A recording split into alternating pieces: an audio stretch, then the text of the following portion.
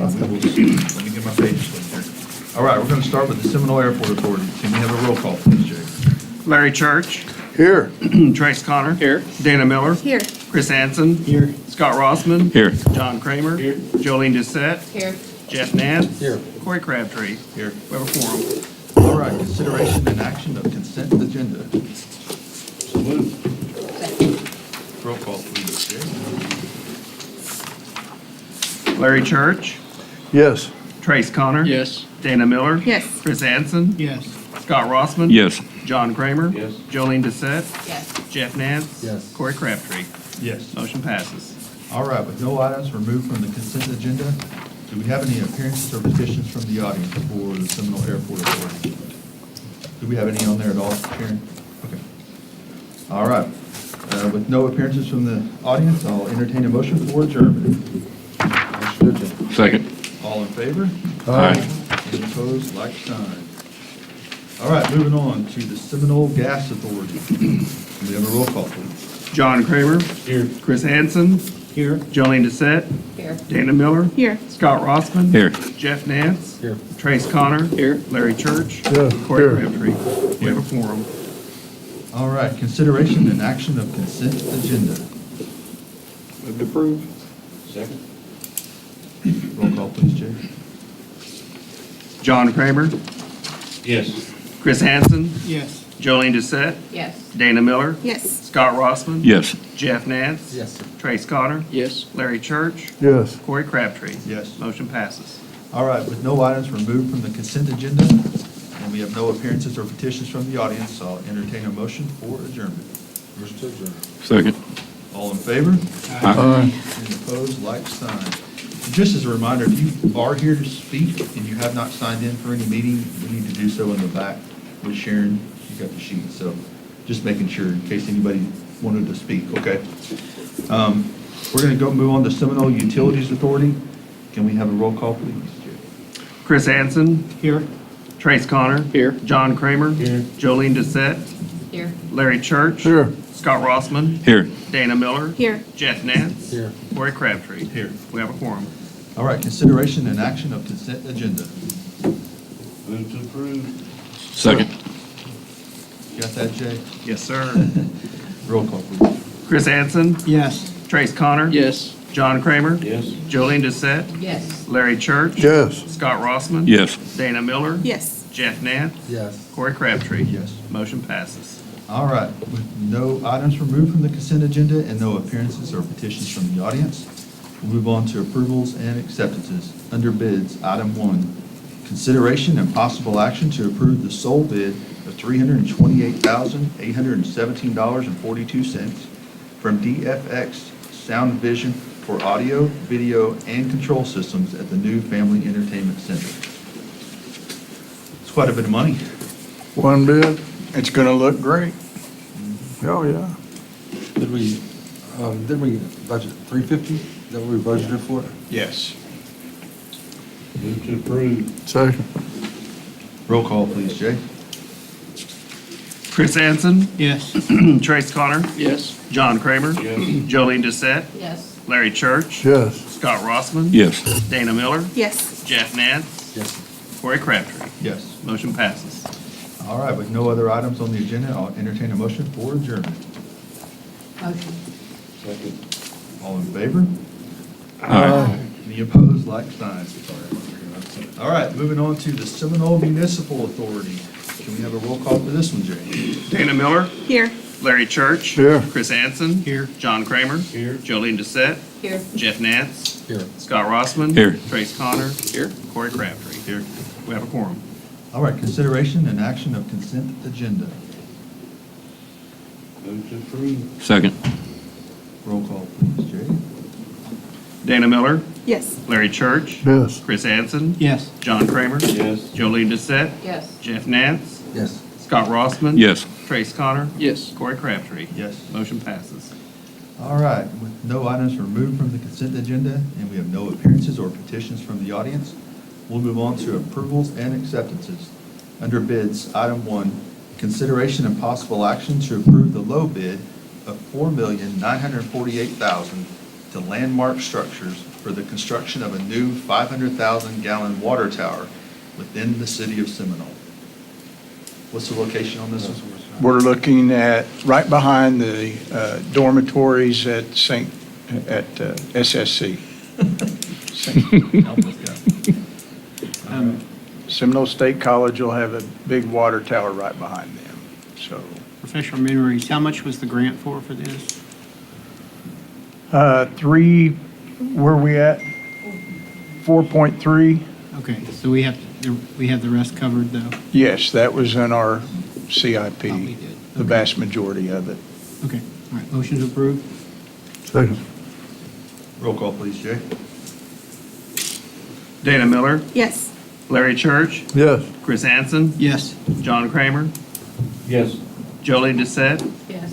Jeff Nance, Yes, sir. Scott Rossman. Yes. Trace Connor. Yes. Corey Crabtree. Yes. Motion passes. All right, moving on to current business. Consideration, item 2, consideration and possible action to approve invoice number 17 for Crossland Heavy Contractors in the amount of $3,476,197 for construction of the new wastewater treatment plant. We're getting up there. Yeah, Yeah, it's going great. I mean, we're progressing. You got a running total on where we're at so far? How much we spent? Just Not off the curious. top of my head, but we're Yeah, getting there. I think that we've decided they're about 65% complete. We're still targeting around August 23rd to actually full-blown. Now, we'll be testing on and off before that, but we should be hooked in by August 23rd. Yeah. Big day. It is, it's exciting. Move to approve. Second. Roll call, please, Jay. Dana Miller, Yes. Larry Church, Yes. Chris Anson, yes. John Kramer, Yes. Jolene Doucette, Yes. Jeff Nance, Yes. Scott Rossman. Yes. Trace Connor. Yes. Corey Crabtree. Yes. Motion passes. All right, moving on to item 3, consideration and possible action to approve invoice number 26 from Wall Engineering in the amount of $26,255.40 for engineering and inspections of the new wastewater treatment plant. Should these go up when they start actually doing the building portion, or they stay about the same? They'll be about the same coming in. They front end loaded a little bit because most of the design is their hours spent. Okay. You asked how much been spent to date. Mr. Orquist says that it was 24.8 million out of 38.8 million. So you're pretty close in the numbers. About 60, About 65%, Thank you. You're welcome. yeah. Man, you been keeping up with that? Yeah, it's on the application for payment. Kind of do those for a living. Motion to approve. Second. Roll call, please, Jay. Dana Miller, Yes. Larry Church, Yes. Chris Anson, Yes. John Kramer, Yes. Jolene Doucette, Yes. Jeff Nance, Yes, sir. Scott Rossman. Yes. Trace Connor. Yes. Corey Crabtree. Yes. Motion passes. All right, with no other items on the agenda, we will entertain a motion for adjournment. Motion to adjourn. All in favor? Aye. Any opposed, like sign. Okay, we're going to move on to the Seminole City Council meeting. Can we have a roll call for this one, please, Jay? Trace Connor. Here. Dana Miller. Here. Larry Church. Here. Scott Rossman. Here. Chris Anson. Here. Jolene Doucette. Here. Jeff Nance. Here. John Kramer. Here. Corey Crabtree. Here. We have a quorum. All right, and if you will, please stand for the pledge of allegiance and prayer.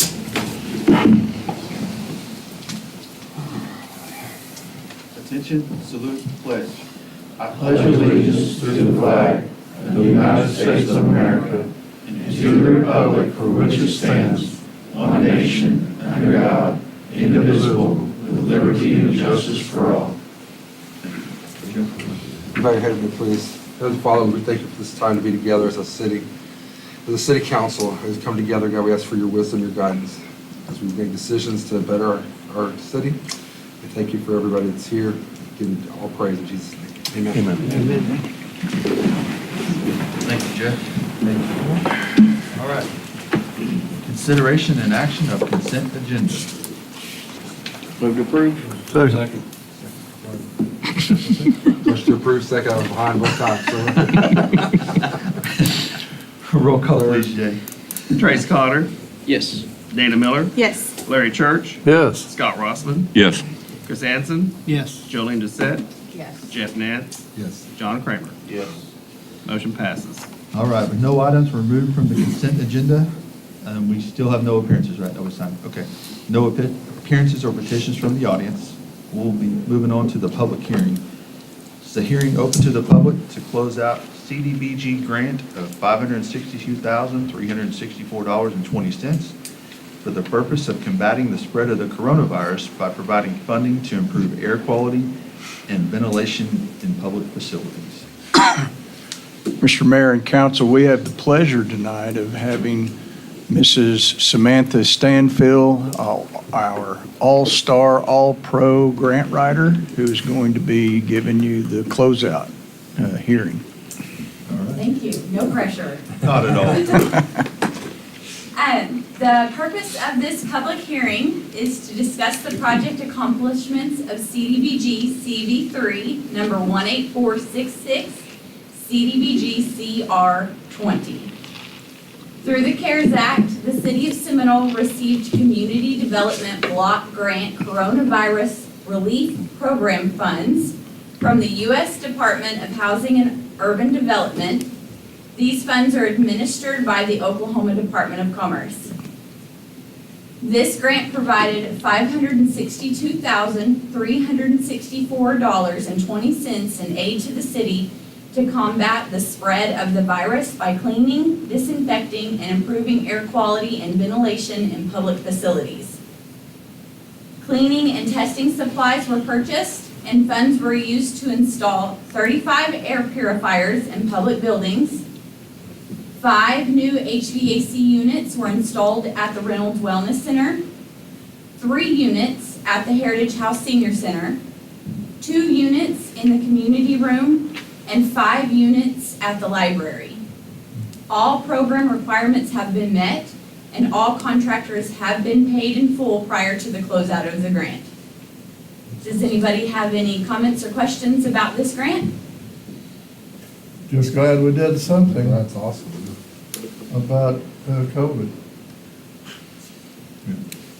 All That's right. a pretty good portion of money, so thank you guys for doing that. That's great. All the Thank you. workers distributing those, because I know the Wellness Center really benefited from that one, so we had some older units, so that really helped out, so. You guys saw a lot on the agendas throughout this one, so I appreciate you guys for, Did you supervise that grant? it was going when I got here. Sharon actually wrote this one, and I learned a lot about CDBG and the Department of Commerce through this one. This one was my training, CDBG. You can learn a lot from Sharon. Oh, my goodness, absolutely. Thank you, Sharon. Thank you so much. Thank you, guys. Thank you. Thank you. Thank you. All right, we'll go ahead and close out the public hearing. And we'll move on to approvals and acceptances. Under resolutions, item 1, consideration and possible action to approve resolution number 2026-02, a resolution approving the incurring of indebtedness by the Seminole Municipal Authority for the purpose of providing an automated meter reader system for the water system of the city of Seminole, Oklahoma, and declaring an emergency. Yeah, so this is the same thing that we had on the agenda last time, but we didn't have enough members to vote to pass it accurately. We're in good shape. We feel like the advanced metering infrastructure, we'll call it automated meters, are a necessity going forward in a modern city. We need to be able to have real-time readings at City Hall. If it will flag if we have any craziness going on any of our meters, it sends a flag to City Hall. Our staff will be able to have reads right there on a TV screen at the water office to explain what happened if Larry left on his water sprinklers, and it'll show, it happened this day and the Heaven times. forbid, since I get free water. So, yeah, we feel like it's a very good financial investment for us. We're getting an $800,000 forgivable loan from the Water Resources Board. We're actually in line to get an additional $200,000 that come to distressed communities, and we think that we've got a great shot at that. So we're going to be financing, if it absolutely comes through the way that we've got it estimated, between 900,000 and $1.1 million, and the loan payment will be somewhere, but depending on if we get the extra 200,000, between $67,000 and $85,000 per year. If you believe and trust what Core and Main, who is the main provider of all the Oklahoma systems that are already on automated meter reading, they've not had any of them come in with anything less than a 30% increase in revenue, just because of the age of the meters that they're replacing and finding meters that had never been read. So that would equate to about $600,000 if it's even close to 30%. So versus the $67,000 payment, if we make $600,000, I think we're money ahead. Obviously, before we sign any contracts or get the bids, we're going to be coming back to you for the approval on the contract. So we're just asking for the ability to incur the indebtedness at this point. What is the full-time position? What? Yep. So- On that, you said savings, so someone, Mhm. we're losing one person? We'll be moving them to a different department. Obviously, we don't need meter readers if we're automated, and we're going to keep one. That'll be a person that will install and go out and maintain the meters that are being placed. But the other meter reader will be moved into a different department, or I should say, given the opportunity to move into a different department in an open position. So we're not switching that salary and incurring more salary than what we had before. Yeah, no, I mean, I may have applied at the wrong department, because meter reader makes $60,000. No, that is including all their health insurance, all their, everything. That's rolled into one. I thought maybe I chose the wrong career. No. That's not Okay. that's not the salary, I can Okay. assure you. That's It's benefits and all. everything. Yes, ma'am.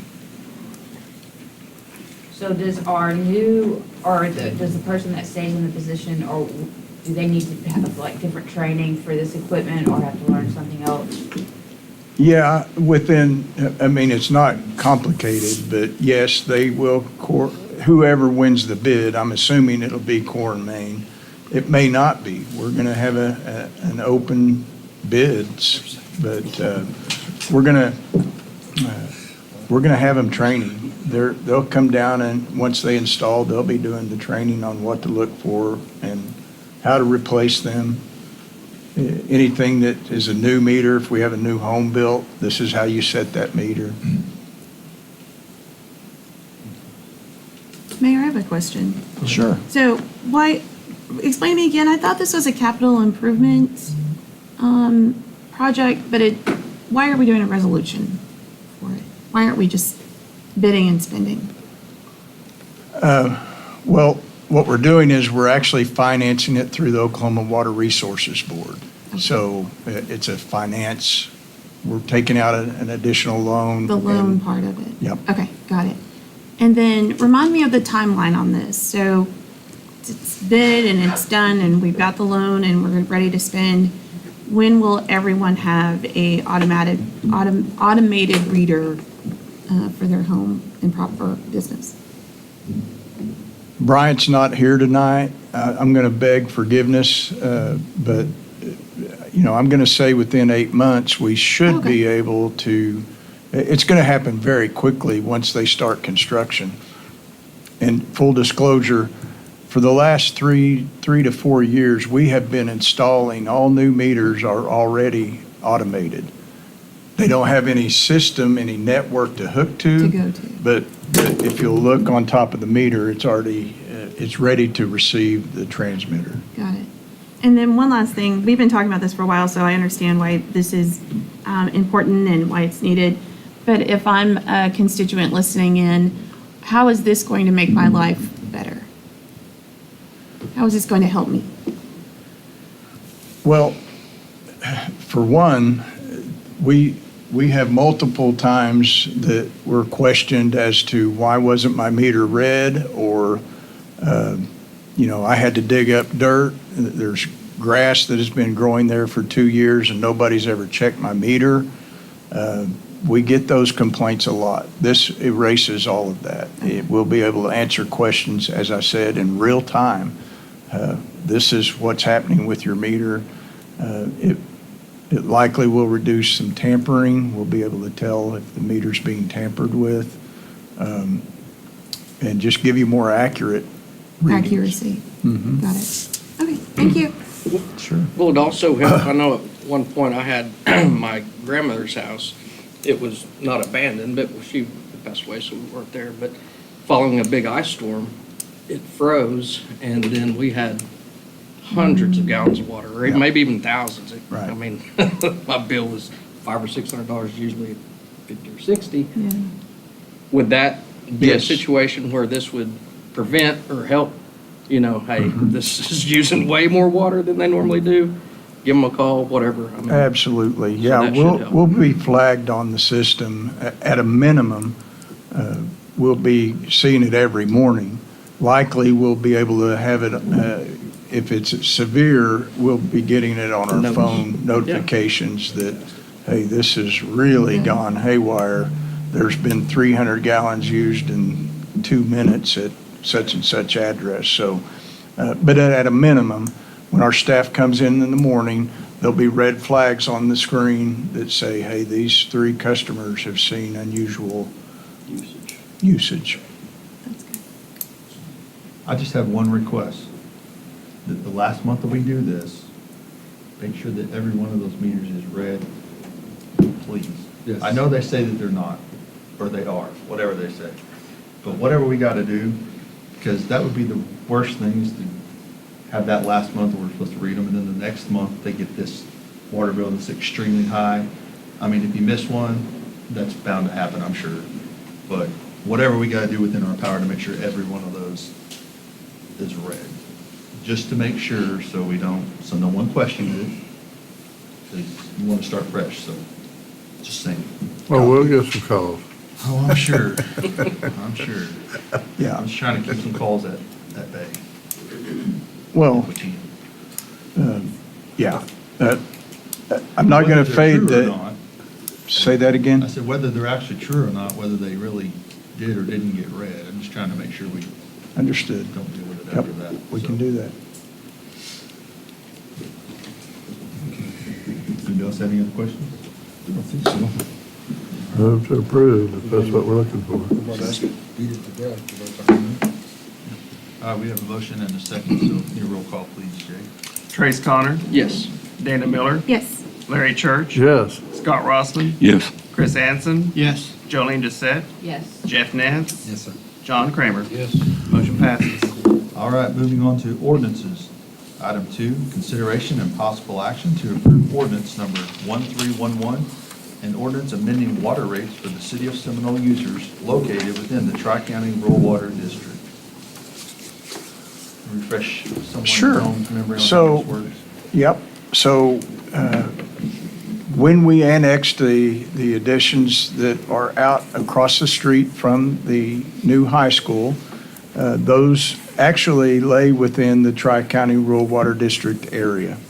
And for several months, actually probably 2 years now or more, we have been negotiating with Tri-County Rural Water District on how to handle that. And we've come to a resolution, And that resolution is that we are going to add a 10% surcharge onto the city's water bill. And that 10% that we add on to the water bill will be remitted to Tri-County for allowing us to serve within their territory.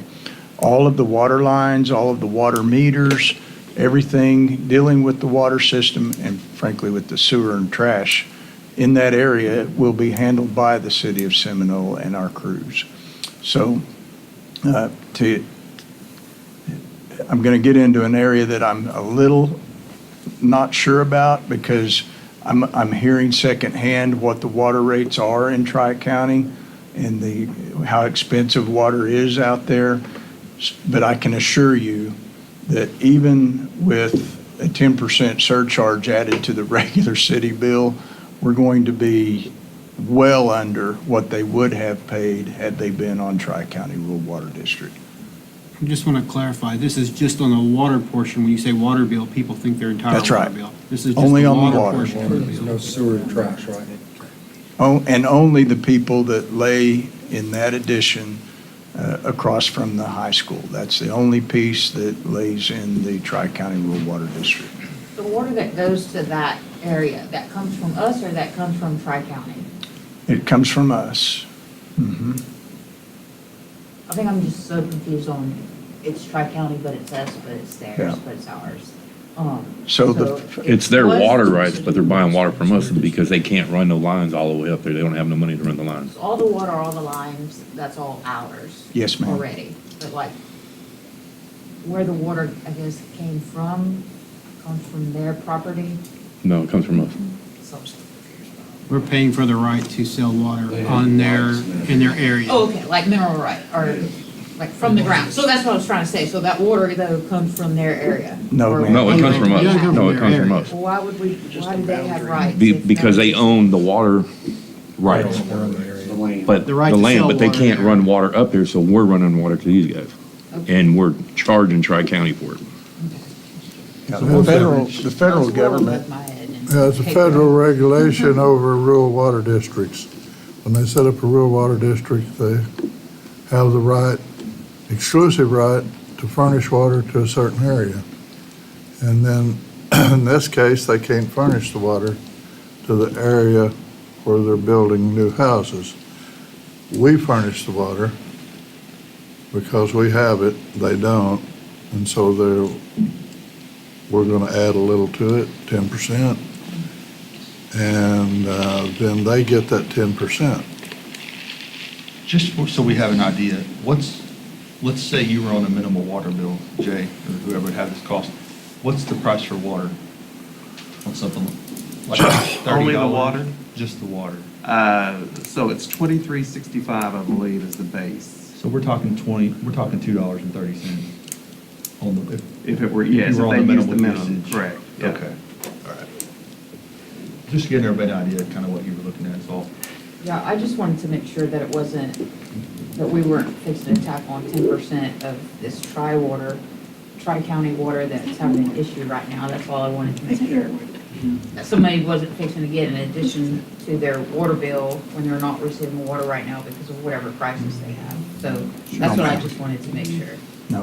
They've been getting a bill from them, correct? I'm sorry? Up to this point, they've been getting a bill from Tri-County? Uh, Is that how that's been working, or we've been doing the bills?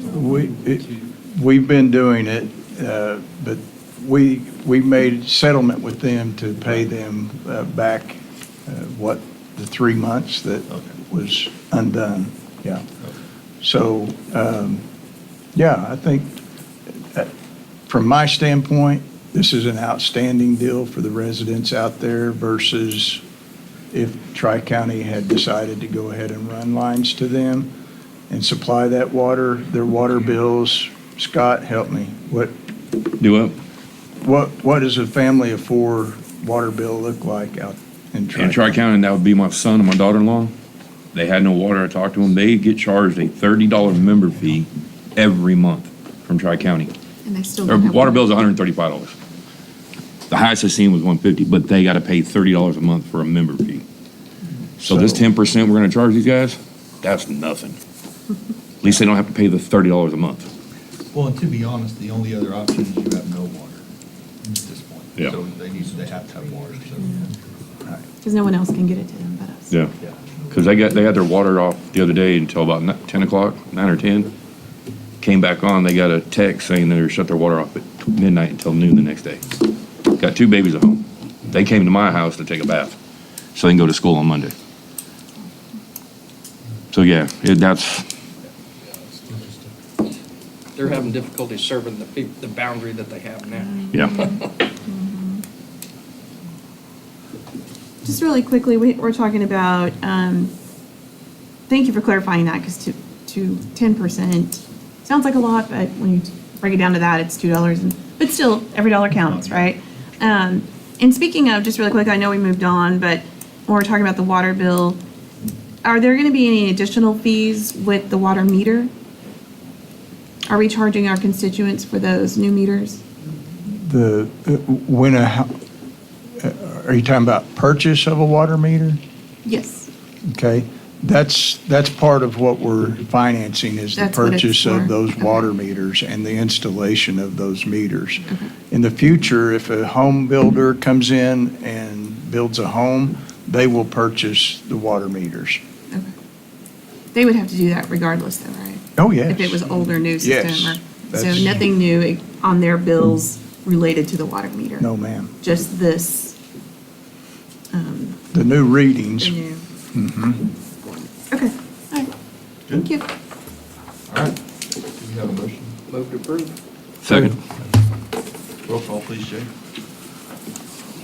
Trace Connor, Yes.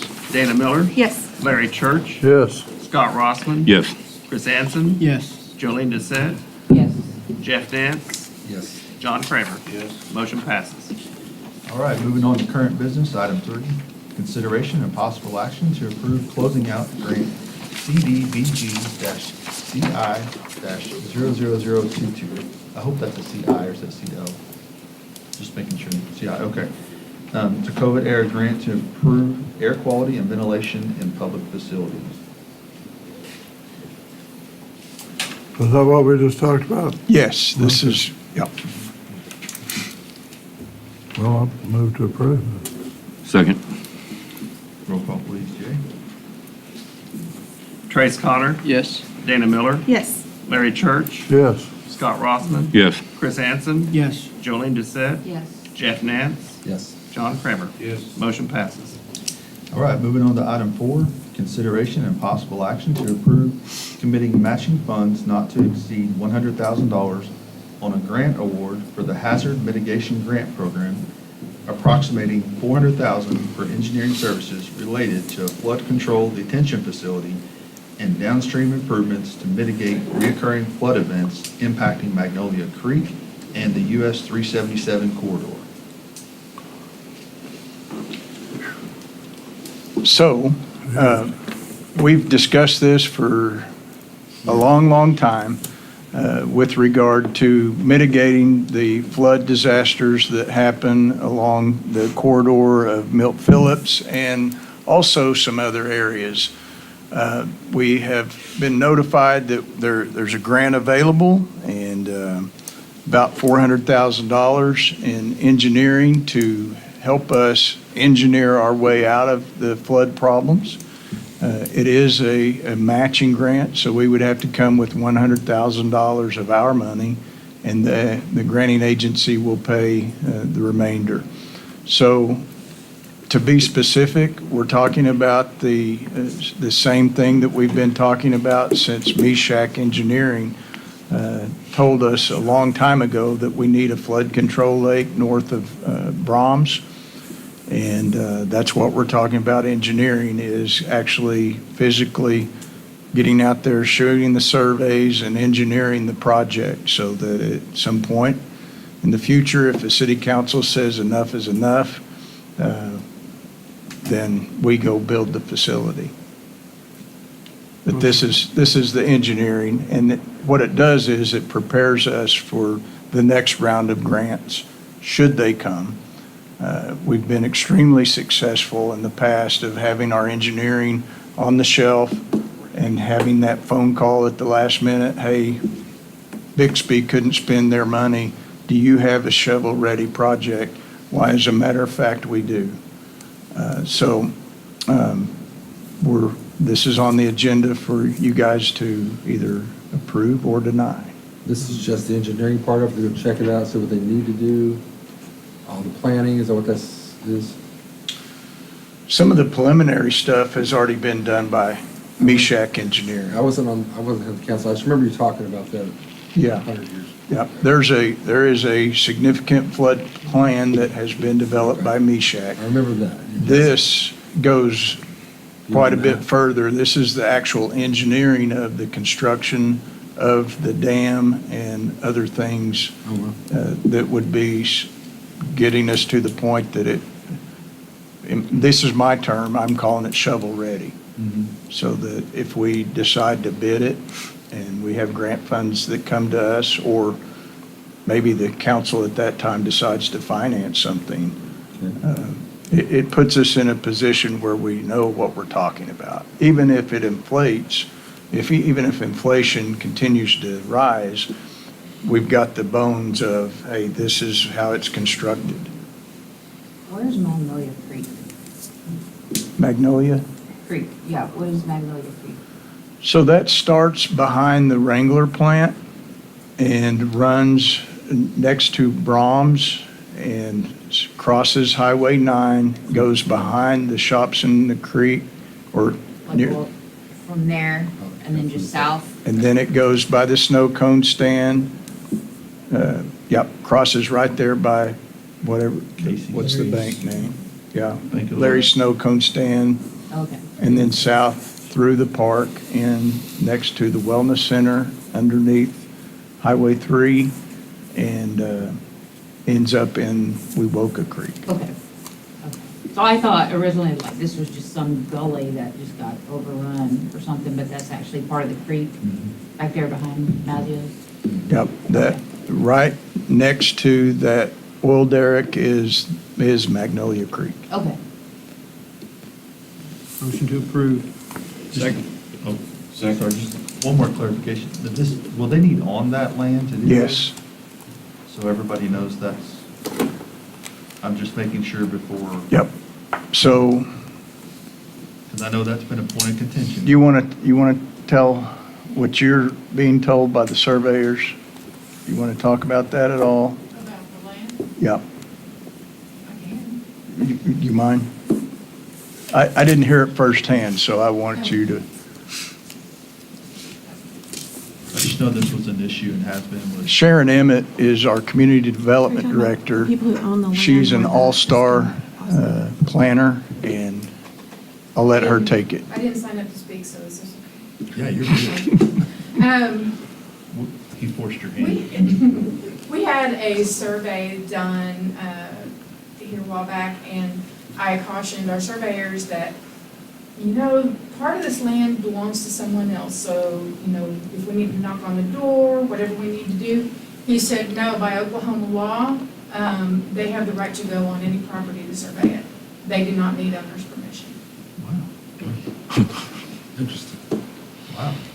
Okay. I did not know that.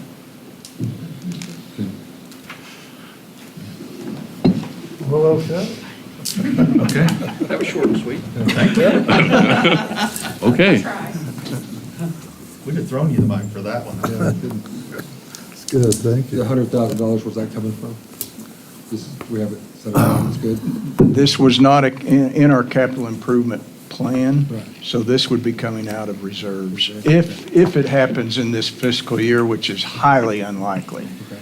What is much more likely is that we would put it on the budget for next fiscal year.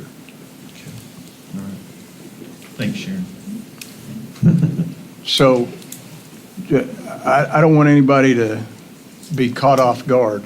Yeah. We've had several hearings here, and people spoke for this project, and certainly the landowner spoke against this project. If we hire the engineer to go do this, it will be controversial. That was my point of asking. Could be controversial, I shouldn't say will be.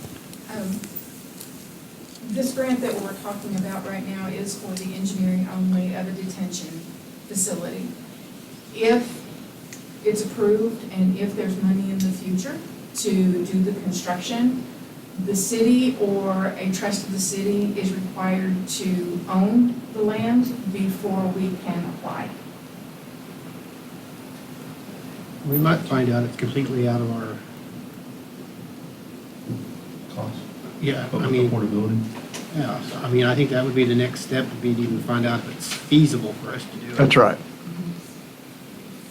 And this will help us Oh, yeah. determine that. This'll absolutely get us to the point where, at a minimum, we'll be able to get an estimate from someone like our Crossland Heavy group that is building our sewer plant. They'll be able to get us an estimate from the engineering and tell us, hey, this is a $32 million project and we've got $400,000 to spend, not doable. However, if FEMA or some other organization comes in and says, we've got hazard mitigation money available, that has happened before. They did tell us they could afford to build this before. If that should ever happen again, we'll be able to have that engineering in place and say, all right, use this. And it'll expedite by a lot. As I understand it, an engineering project like that takes a while. Yes, sir. So if they called and said, we have money that's going to go away at the end of next month, we're a leg up on other competitors by having the engineering already Yeah. done. So, correct me where I'm wrong, Sharon. In the past, when FEMA had a disaster, the federal government was required to send the state 12% of that disaster in hazard mitigation money that was kept in a pot.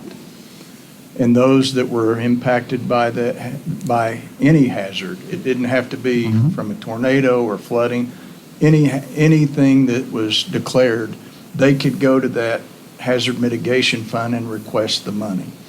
And that's where that money came from. The first time they offered it to us was the hazard mitigation fund.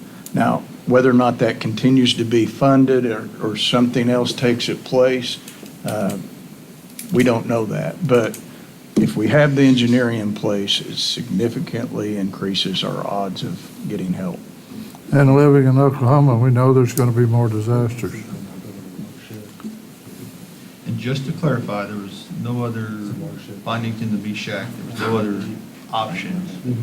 Because I'm just thinking while you're engineering things, you could do them both at the same time. That was my only thought, just making sure. I'll defer to Sharon. There were, along with the detention, just talking about Magnolia Creek area, there were other smaller projects to go along with it. The main focus is the detention area. If we get approved for this, my thought is we give the entire study to the engineer and weigh what is going to be most cost-effective, most feasible, and best for our businesses and residents as far as which direction to go. Yeah, I would agree with that. I was just making sure we were just not looking at one option, looking at everything the study showed. so. No, there were actually 5 options. The first one was no action, which we all know how that turns out. The other 4 options all included a large detention area in that one spot. Okay, I got you. That's why we're focused on that. So you got to start there. Yes. Okay, got it. Okay, we had a motion and a second. Do you guys still Yeah. stand on those? Yep. We good? Okay. Go ahead, Jake, roll call. Trace Connor. Yes. Dana Miller. Yes. Larry Church. Yes. Scott Rossman. Yes.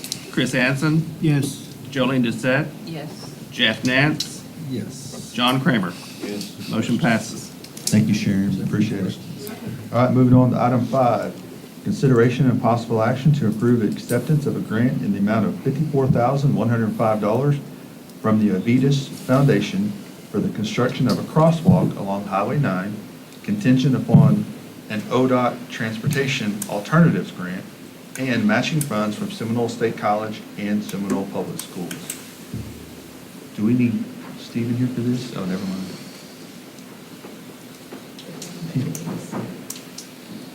You got enough, you probably have more information on this one than. Okay, Avitas, we are in great shape. All of our partners are online, and Avitas has approved the participation. So now we're just awaiting ODOT, and it looks like ODOT is going to take their time.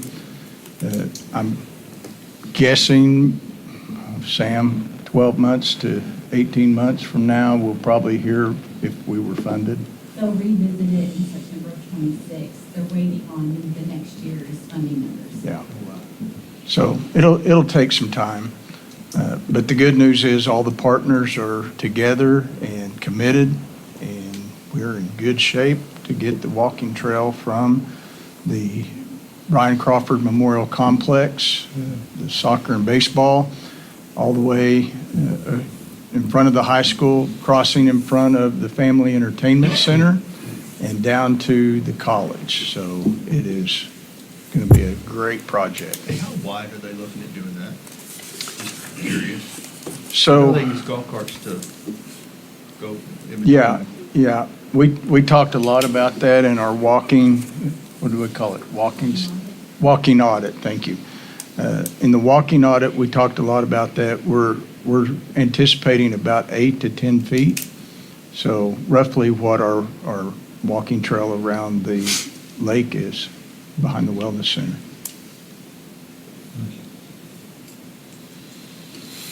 All right. Move to approve. Second. Roll call, please, Jay. Trace Connor, Yes.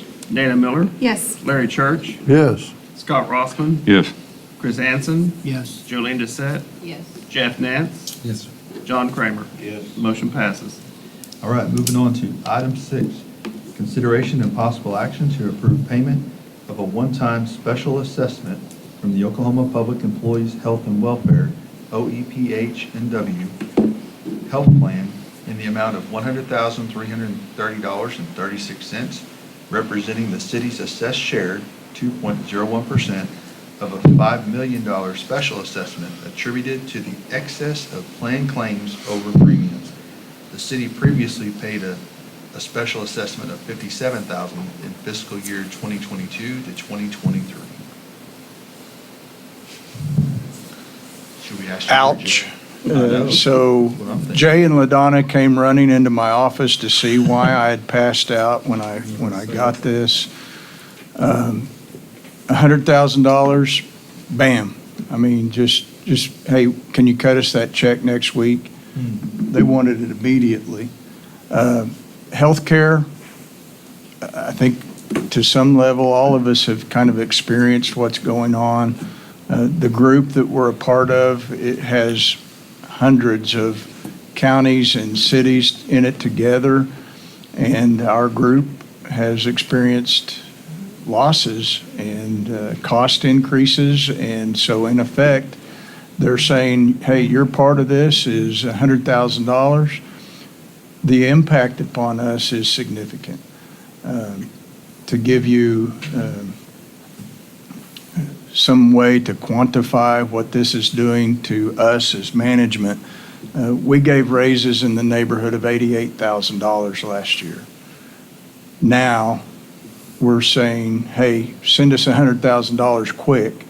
Well, that's definitely going to impact the way that we can go into this budget year and what we're able to negotiate with our unions and city employees. It's a big deal.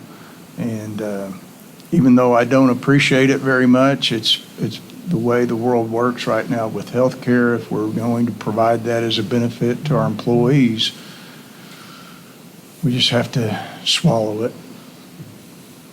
So how do you recoup this money? Yes, where's that coming from? Or do you? Unless Jay's got some wizardry to perform. I'm just curious, should this have been something that, I know how some of these work, but should this have been something that we should have taken out more, but you just didn't plan for it in terms of what the employee pays, or or what are we doing? Are these other fees that, Yeah, they assess us each year, right? And they set in what price increases are going to be done. And that usually happens anywhere from March into April. And they tell us, hey, there's a 3 to sometimes a 6% raise on your health insurance premiums. And that allows us to do the budget. That's what we go into the budget year. But here we are in February, January is when we got it. We're into February and they're saying, whoops, we missed it. Send us an extra $100,000. Just frosts me. I mean, but when I talk to the other city managers, this is what we have to do to be able to stay in that group. To be able to go out on our own is even more risky. I mean, if we have any kind of a heart issue or heaven forbid cancer or something like that, then we're paying $900,000 out of pocket instead of with a group, at least we're able to spread it across each. Why did they wait so long to do this? I mean, 2023 to 2025 is the 30-month, I mean, did they not do the assessment every year? I mean, or is that something it's hard to quantify, or you think? Yeah. Jane LaDonna heard words from me that they've not heard. And I've been passing this back and forth with our other city managers and in this group.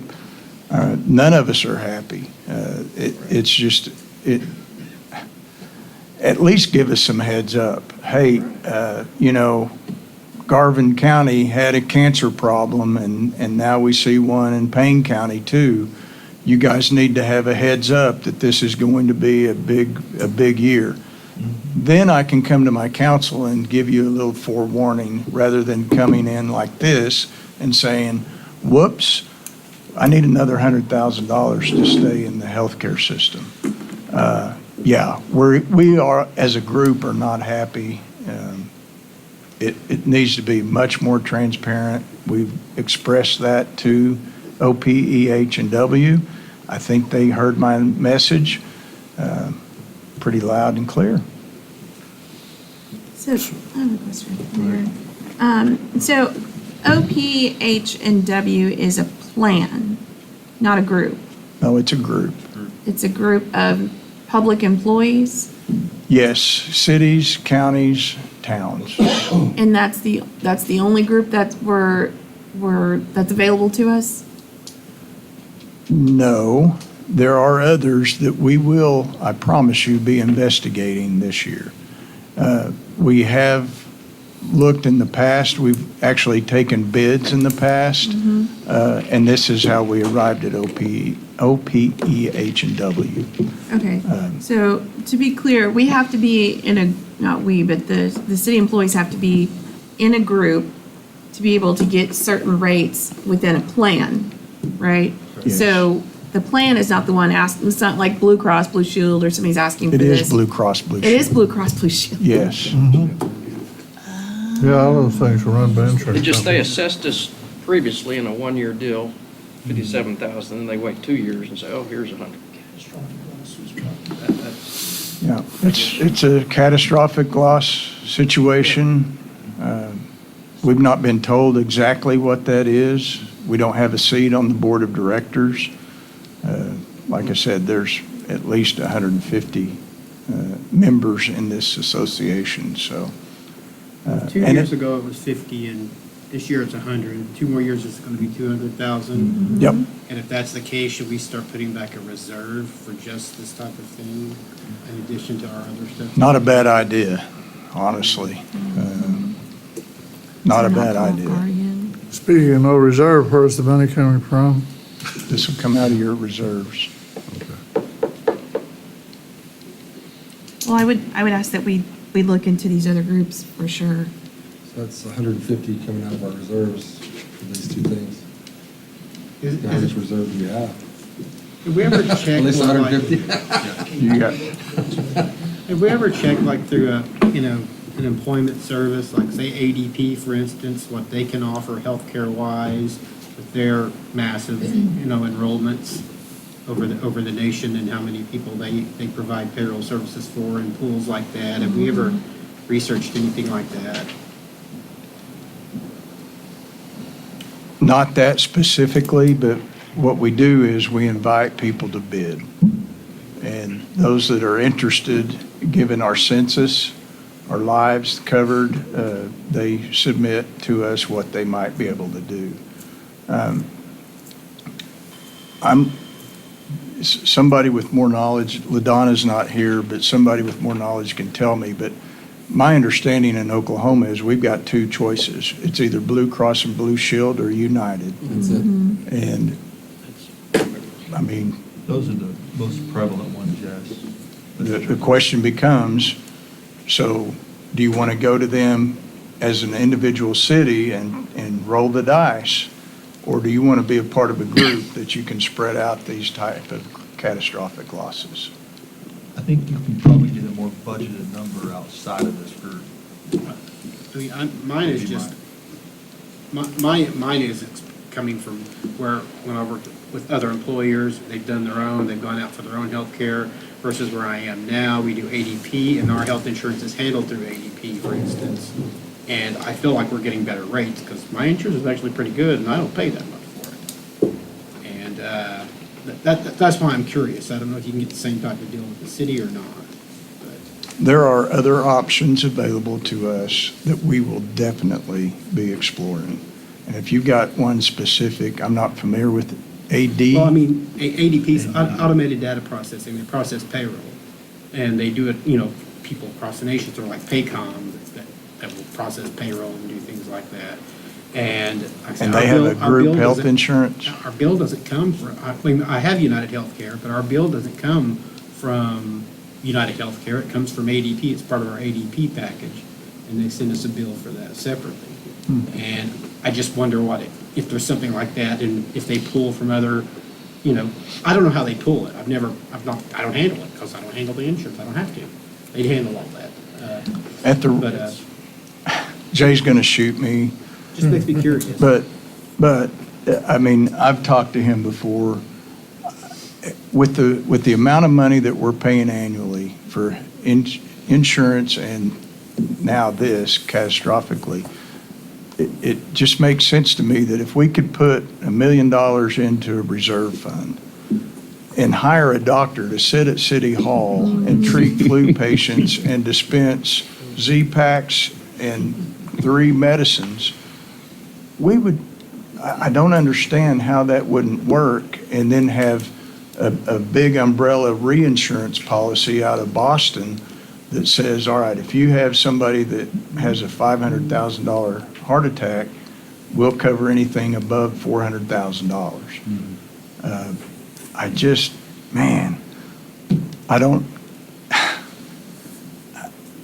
It's got to stop. It's got to stop somewhere. It never goes down. I wish I was smarter and I could get to that point, but. I would have a trust issue with really wanting to know what all those costs were, who they came from, who are we making up the difference for, I mean, that's where my bone would lie. Right. Because you don't know did they really have these losses, or you just miscalculated something and now we're all just paying the difference? So I feel like if you had something outside of this, it was your own plan, you're going to get a release every year that says this is how much it costs yearly. If you have catastrophic losses, I mean, they're not going to charge you that. You're going to renew every year at a different rate, but it's not going to be catastrophic as this. Yeah. You can't budget this. These are No. state funds. This is stupid. Pardon my language, but it's crazy. I could not agree more. I like stupid best. That's just like telling somebody, hey, you didn't charge me enough on your electric bill last year, so here's your other $5,000 you owe me. No. It's all insurance companies, they're all. Well, that's true. It's not, yeah. I deal with this stuff all the time. Just basically increase deductibles and you get better benefits for the same price. So we just have to vote on it then, I don't think we have a choice in the matter, we have to pay it. I make a motion, we pay it. Second. I have a question though. Go ahead. What do we cover for insurance, just out of curiosity? Do we cover just the employee or the employee's family as well? We cover just the employee. Just the The employee. employee has an option to carry at their own expense their family. Okay. So we're kind of already, there's nothing less we can do. 100% employee paid. Got it. My only Thank you. advice is maybe have something in place before we get to budget session. So we can kind of decide if we want to move this or do something different before we set up a reserve that we're putting money in that we don't need to. We can use it for something else, if that's possible. I don't know how they work on terms, whether they will only bid this certain times a year or being state, I would think they would. Well, in all fairness, it's been much, I mean, from those of you who were here earlier on, since we switched, it's been much more normalized than it used to be, you know? Right. Where we would have come into the year knowing we had a 30 or 40% increase on healthcare premiums. We've had those years, and those have not been as, we haven't been hit like that, so. That's a I great don't think point. changing is gonna solve the problem. I think we're just gonna find it different, or problem somewhere else. Write the check to a different company. Yes. And so there's a menu of, get your choice or whatever, higher Yes, there's a platinum. deductible or a Mhm. gold plan or silver or bronze, whatever. A better wellness program, people need to be healthier. We wouldn't have 9 million claims, 800 heart attacks and injuries. All we have to do is implement it. Well, in this case, you've got to worry about, Costs less.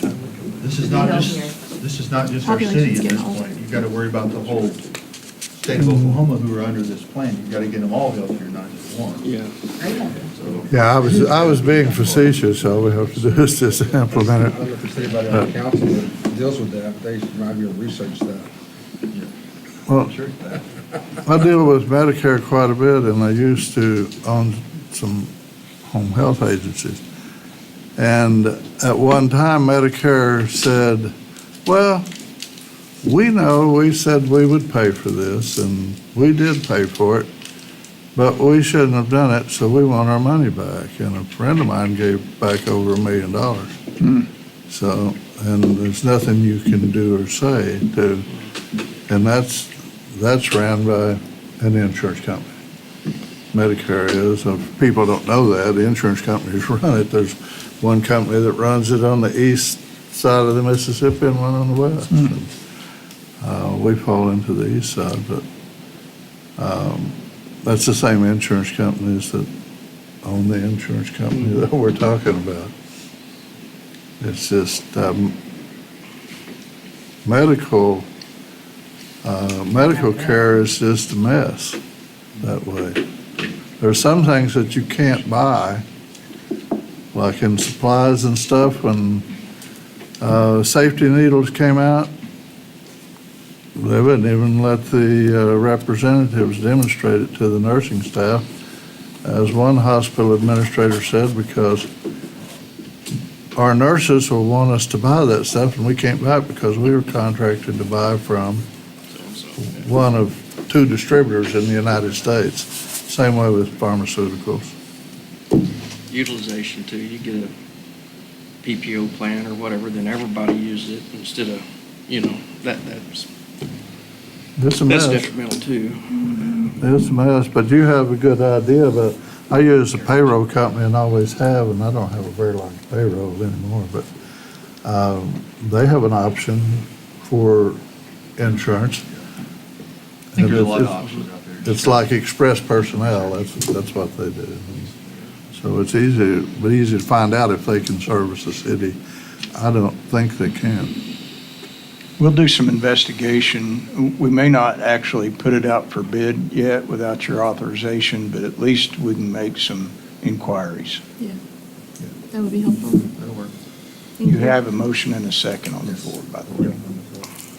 Go ahead, Jake. Trace Connor, Yes. Dana Miller, Yes. Larry Church, Yes. Scott Rossman. Yes. Chris Anson. Yes. Jolene Doucette. Yes. Jeff Nance. John Kramer. Yes. Motion passes.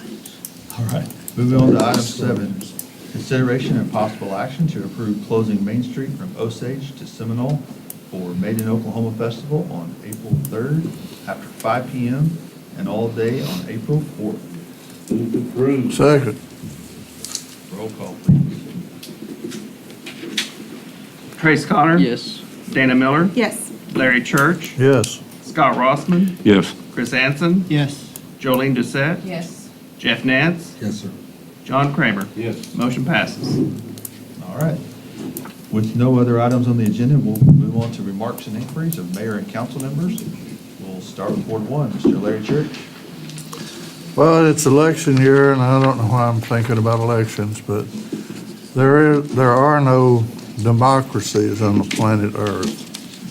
We have representative democracies like in the United States, which is a republic. And in a republic, if you want your people to win and be in power, what you do is you sort of limit your the ability of the populace to vote by having not really enough polling places, a cumbersome way to register to vote and get there to vote. And the way you get the people that you want to vote is by generating fear and hatred among that group. I'm reminded of this because I was paying my tab at the restaurant the other day, and the newspaper was there, and anything good in the newspaper? I don't know. I don't read that stuff. It scares me. I said, well, what are you afraid of? I'm afraid they're going to come get us. I said, who are you afraid of? She said, the Democrats. And that was just a reminder of how effective groups are at generating fear and hatred. If you find yourself hating someone because they don't agree with you politically, you need a head check. It's just, I mean, I'm a Democrat because I was born into a Democrat family, grew up in a Democrat community, and that's what I knew. And I dare say most of us are in the party that we were born into, even at this time. So hate me if you want to, but don't hate me because of my politics. Lots of reasons. Yeah, there's lots of good reasons. I can give it. I have some ex-wives that can give you a few. Who wants to go first? But thank you for your time, and I appreciate y'all tolerance. Ms. Dana Miller. Hello, everyone. Welcome to Ward 1. I just really want to just touch on that a little bit, Larry, what you just said, on an update that's coming up. I believe next agenda, we'll have somebody present to us on something really exciting that honestly just stemmed from an idea and someone just talking and asking people, hey, how do we fix this issue going on in our community? And man, it has morphed quickly into not only a solution, but bringing in all kinds of people that I've lived in this community my whole life and I didn't know. And here I am working shoulder to shoulder with them on, and I can guarantee you we probably don't agree on politics or our favorite color or whatever. But man, we sure have come together to address this issue in our community. And I couldn't be more proud of being part of that group and part of the beginning of this. And Steve knows what I'm talking about, so I don't want to give away too much because it's going to be a really exciting presentation. But there's a lot going on with efforts to take care of the lesser of us and make sure that everyone in our community has something to eat. They have resources to live in their best life in our town. And I think that's why I asked that question earlier, Steve, is I'm going to start looking through the lens of how does this make our lives better? How does it make our neighbors' lives better? And I honestly don't give I almost said it, what party they are or whatever. I want to make sure my neighbors are okay, because if they're okay, I'm okay, and it's, it's going to go on for generations. So, but just again, addressing hunger, our food scarcity in our community is being addressed today, like right now, and it's so exciting. So, and we all have a chance, or we all are going to have a chance to impact that really soon. So I'm just really excited about that, and it's going to happen in Ward 1. So it's really exciting. I don't really have a constituent issue. No one has reached out to me this past month, but I did hear some more on social media about more frustration in our community about juvenile delinquency going on and people getting their cars broken into. I see it a lot. It's happened at my own home. I literally have chased down people on my street, and it's frustrating. And because you don't necessarily get, the result you want, and things keep happening. And so what, Corey, and I've been meaning to talk to you about this, and I would like to put together a task force, because there are a lot of, what I saw on that social media post was there's a lot of people who want to do something. They're offering their help. They're offering a neighborhood watch. But on a bigger scale for the whole town. And I think when you have people who want to volunteer and want to help, we need to listen to them, and we need to put them to work. So I would like to start some type of task force and bring in the community and see how we can address this issue on that scale. So I appreciate if you could do that. Thank you. I appreciate it. And that's all I have. Mayor, thank you. All right, moving on to Ward 2, Mr. John Kramer. All right, Jolene Doucette. No, I got nothing. No way. Wait, All right, Jolene, I'm disappointed. Oh,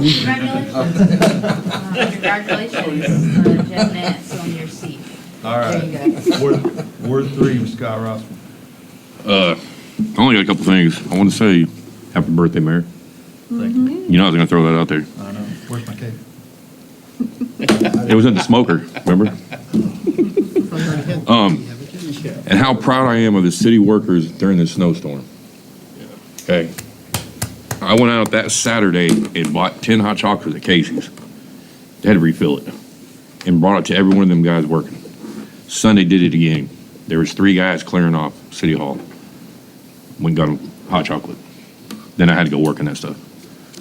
But I'm proud of them. I really am. I really am. They did a great job. I've seen the numbers with the police department. Keep doing your job. You're doing good.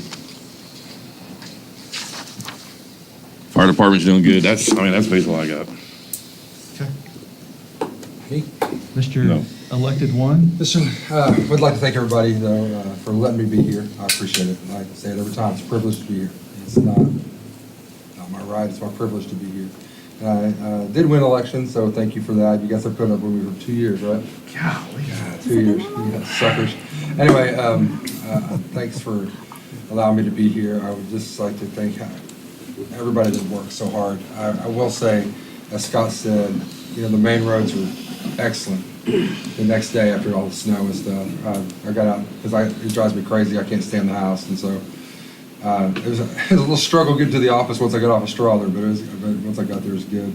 Would like to thank everybody for all your hard work, your councilmen and council people, whoever you are, men, women, whatever.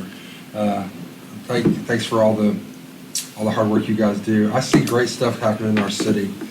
Every time I drive by the heyday Seminole thing, it's awesome. It's going to be amazing. I drive my daughter to school every day out there, and I think, man, it's gone really quickly, and there's progression. I'm gonna take a little plastic bowling ball set and then video myself out there if I can break in there.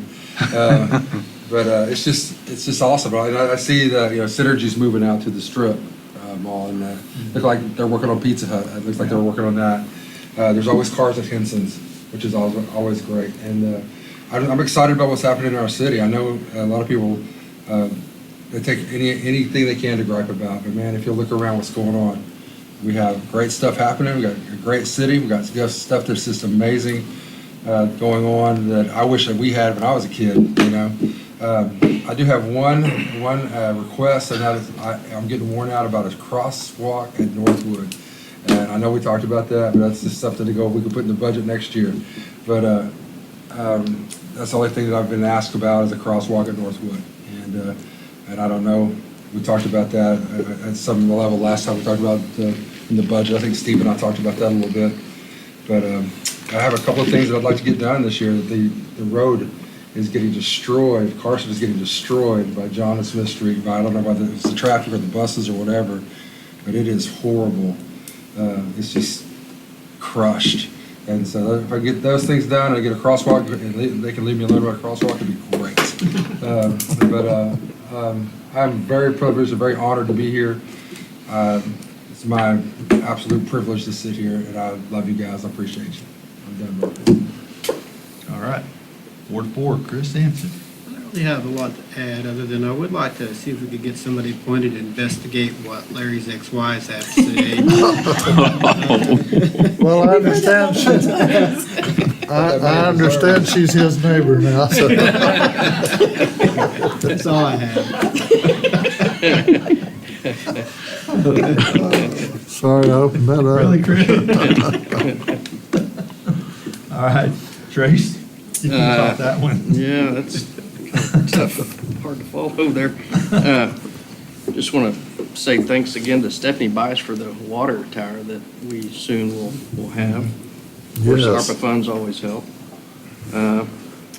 What I've got is a SHS golf two-man is coming up February 28th. They're looking for sponsors, anybody that wants to participate, or if you don't want to participate, become a sponsor.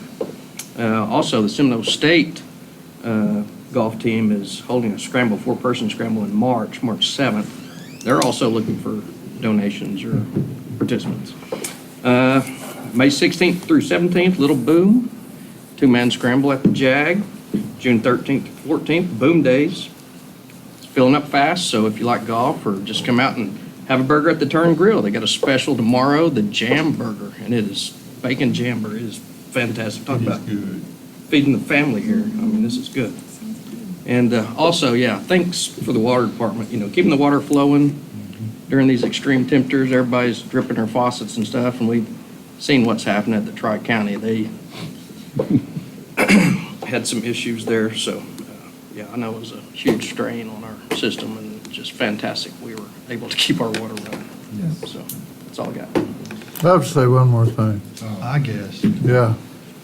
All my ex-wives are wonderful people. Certainly. I mean, I'm honest about that. They're wonderful people. Good people. They just, illness is what drove them away. They just got sick of me. Yeah. And moved on. But they are wonderful people. That may be a contagious thing if you spend too much time with Larry. Just kidding. They may. What do you want him to know? That's why we keep our distance, Larry, okay? I know. It's okay. I love you anyway. Moving on, I'm just giving you our time. City Council, Jeff, I'm really proud that you're going to get to serve 2 more years. I chose you as that seat, to fill that seat for a little while in hopes that you would run and keep that and keep it going. We need those with a moral compass, with a mind to think, and that can give us ideas and share joy, and also share new ideas. So you may think you don't do a lot sometimes here, but you do. You do a lot more than you think. Oh, So, also, I mentioned this to Steve earlier. I think we have such a diverse council right now that it's kind of nice. You've got people from all walks of life. I mean, I think you guys do a tremendous job, and a lot of people would say you need people that are affiliated with the same party to be on your council. You need all these people that are like-minded to be. I don't believe that all the time. People have ideas that come to life, and you need those. And I think all of us in here provide those. And I can go down the line and give you an idea of what I think about each one of you guys and what I think you bring. But you all just bring such, I don't know, just such thought and energy that I appreciate it. So it makes it easier for myself, it makes it easier for Steve as well, just to get stuff done. So you had mentioned about the task force. I will get with you on that. I think that's a great idea. I think if nothing else, if we had a task force 1 for Ward 1, maybe that's the idea we should go with, and let people in those wards that are neighbors have some conversation, and maybe have some, I don't know, share some ideas that some of us have parks in the wards that others don't. So it's only right, I think, that you should probably group them somewhat that way, just to keep that going. But you had shared also about something else I was going to share with, but I will hold off on mentioning anything about that. But you will want to be here next week for a presentation for sure. It's exciting. I got in late on this game with them, and so I am just now getting a part of that, so. But I was gonna also say thanks to the city for the response in the storm. Great, thank you guys for doing what you do. I told Baker, I said, if they need food or they need something, I said, you call me and order pizza for them or something, bring me the bill, I don't care what it is, just make sure they're taken care of, because while us were sitting at home in front of a fireplace or a warm heater, they were outside in the cold, so you know that, you know how that is, and that's hard, so. At least you were out there. Yeah, because I was out there. You had to work.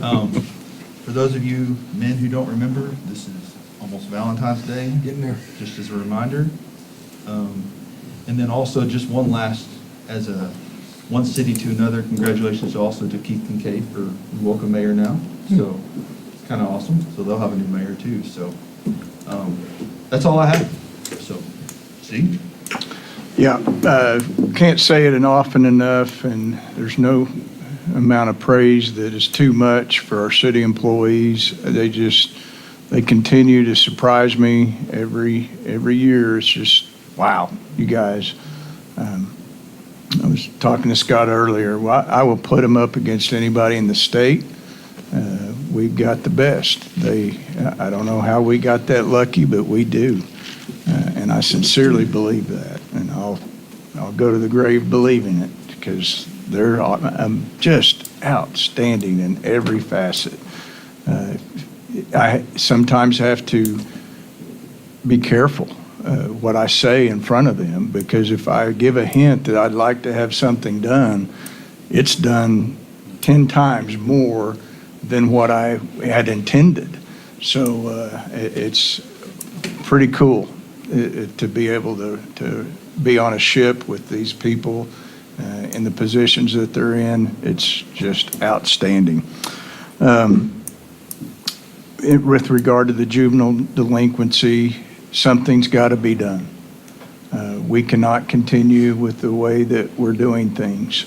And I think the task force is a great idea. It needs to include everybody, and I'd love to have our state senate and representative involved in that, as well as the tribe. If we could get our Seminole Nation to come alongside of us, I think we can make some difference. But when the hilarious ding-dong ditch game has deteriorated into kicking in front doors, that's too much. And the fact that my police officers are left feeling helpless because they know that the 3-hour report that they're about to have to write, that those kids are going to be right back out before they even get to the doors of the police department. It's not okay, and we've got to make an adjustment, and it's got to be a significant one. Whether or not it's detention, I'm not smart enough to get there by myself, but I know a task force can. So I love that idea. With regard to Maiden, Oklahoma, April 3rd, 4th? Okay, April 4th, Ernie Willis has guaranteed good weather. Thank you for that, Emergency Operations Command. Guaranteed? Jeff mentioned that the Family Entertainment Center is coming along good. As in every project, we've got small hiccups that we're traveling through, and we're still on target to open probably in August, maybe early September. So the same thing is true with the sewer plant. On or about August the 23rd, we should be turning the spigot for the sewer plant. Tri-County, bless their hearts, man. I mean, it's no good. And we can be competitive from time to time, but I personally don't like to see Oklahomans without water, without drinking water. And we did come alongside them and help. We have turned on the spigot, and they are using some of our water. To this point, Bryant's not here, but as of yesterday, they used a little over 100,000 gallons of water from the city of Seminole, and we're going to keep doing that. Our water supply is fine, our towers are full, so it's nothing that has put a strain on our citizens. So we're glad to help when we can, and we would expect them to do the same for us. If it ever happens the other way, we want them to be there for us. So we've got them as a partner. Stephanie Bice will be here on March the 12th. Ironically, it's not for the water tower. It's for the lift station. The lift station that she got funded will be coming to us. Sam, how much was that grant? 1.2. $1.2 million grant to upgrade our lift station behind the high school. So everything from the new development, the family entertainment center, all of that flows into that lift station. We're going to be upgrading that thanks to her. She'll be doing a check presentation here at 2 o'clock on March the 12th, and I'll send out the notification when we get the site location set. Airport terminal grant, we've had several meetings with the terminal that's being planned, the new terminal that's being planned at the airport. It's going to blow your mind. I mean, just another feather in our cap. I mean, if you take time, as Jeff said, if you take time to put Facebook down for a day or two and just drive around, you can't help but think, wow, what in the world is going on? This place is fantastic. So looking forward to that. Mr. Rayner is in our audience tonight. He's our local recycling program. If you guys haven't been recycling your cardboard and plastics, they've been doing a fantastic job so far. We will be discussing with you in our budget sessions about possibly expanding that. So if you got any questions before he leaves, tap him on the shoulder and ask. That's all I've got. Thank you. All right. Brad? Just to comment on your juvenile delinquency discussion. So, the city of Seminole, from a municipal level, we are very, very limited in, taking any action with regard to juveniles. So this is all done at the state level and the tribal level. I might suggest, I totally agree with Steve, I might suggest that, maybe we have a roundtable or something, maybe even before you appoint your task force, so you'll know what kind of, who you want to seat, to have a seat at your task force, on your task force committee. But Eric Johnson, our DA, he's spoken here before. He's tackled the truancy issue. That's been a big priority for him within the entire three-county area. He's involved with the school officials. They probably would be, it'd be a good idea maybe to have them. And definitely our tribal prosecutors, because they're a big part of that. There's a docket over there that just handles juvenile delinquents, that are tribal members. So JSU, our juvenile services, our state level, they're the ones that handle all of the probation, the case management of any juvenile delinquent. So I just would throw that out as an idea. Be a good idea maybe to host that, and I'm sure they would love to participate. That's all I have. It's a great idea, thank you. We'll get to that as well. So, before we close, I'll say a couple more things. I had two people also approach me this week, wanted to know if they could bring something to Seminole, which, not divulging any details, but my first thought was, that's pretty neat. But they said they drove through town and didn't recognize a lot of what was here before because we built and done so much.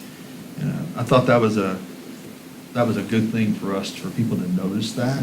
And so for them to want to come, one of them had lived here, went off and retired, wanted to move back, but wanted to have something to do. But he was trying to, just give me an idea of what he might want to do here in town. I thought, that's great, get your plan together, let us know. But that's a cool deal. So, but also, I don't know if any of you guys have any ideas on what we can do to get this town to get out and vote.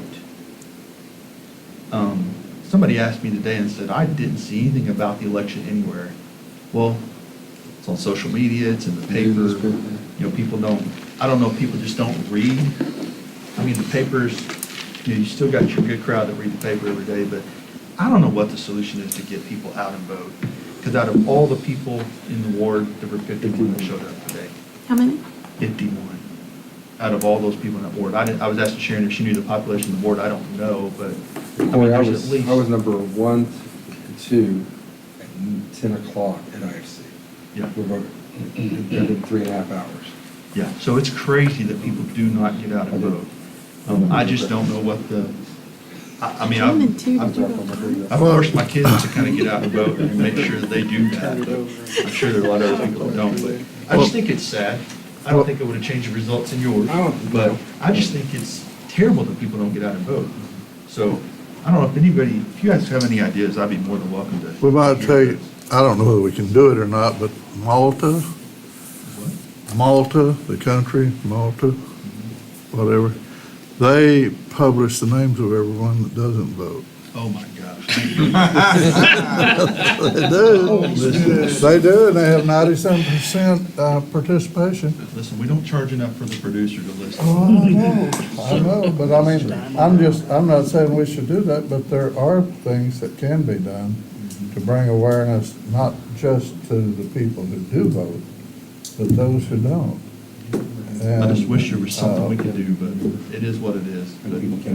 So, But, you know, the theory is like I was saying a while ago, is you try to put as many restrictions you can on the voting process, and then you stimulate the fear and the hatred in the ones that you want to come and vote. yeah. Something's got to give, but we have executive session on this. I'm going to go ahead and read this, and then we can go into executive session. Consideration, discussion, and possible action to enter into executive session under Oklahoma statute 25 OS subsection 307B, section 4, confidential communications between a public body and its attorney concerning a pending claim. So we'll recess for a minute, let everybody get a break, and we'll come back. Oh, I need a motion. Sorry. Motion to enter. Second. All in favor? All right. Any opposed?